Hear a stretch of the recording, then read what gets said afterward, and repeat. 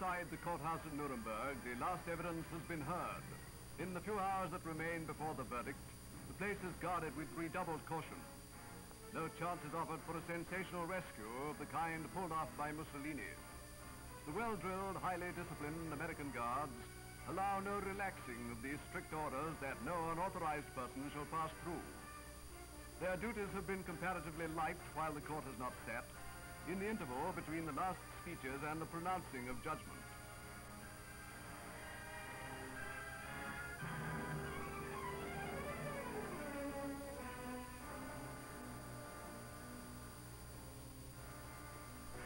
Some German girls employed on the clerical staff, though well known by now, submit to formal scrutiny every day. Meanwhile, the enormous task of weighing up volumes of evidence is accomplished by Sir Norman Burkitt, his English colleague, the presiding judge, Lord Lawrence, and the allied judges who have been with them on the bench.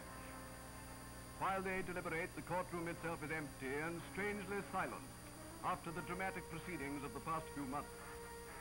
When the judges are in session, they allow no one to enter their room under any pretext whatever, and in the prison, the accused are locked in their cells. Prisoners indeed, but jailed in luxury compared to the living death to which they condemned hundreds of thousands in the concentration camps. Never a few years ago did any of these then powerful men dream that such a fate would overtake them.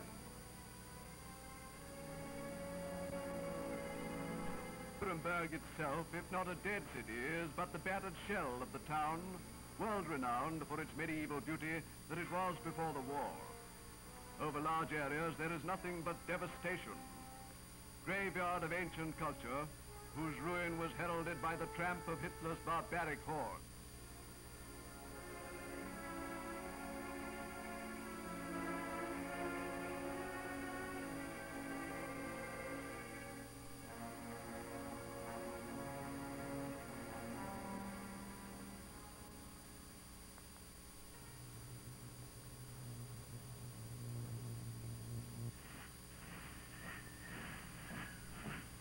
It is ironic that the Nazi leaders await sentence in the ruins of Nuremberg, for this was the city to which the Nazi party rallied in that annual festival which intoxicated the Germans with Nazi glory, intimidated Europe, and all but worshipped the man who brought the whole country to ruin.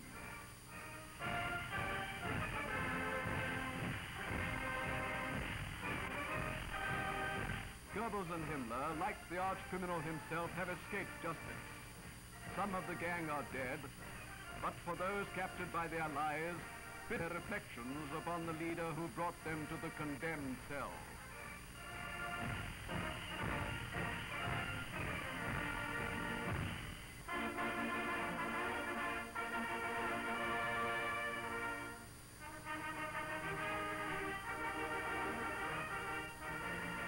In the courthouse in the last few months, the criminals have presented a sorry sight. Their arrogance wilted, they are seen for the poor creatures they are. It is the greatest possible condemnation of totalitarian government that creatures of such low mentality once had a great nation in their power. The soldiers who fawned upon Hitler, the evil Jew baiter, Streicher, even the greatest bully of them all, are now beaten and frightened men, cowering in the knowledge that justice has overtaken them.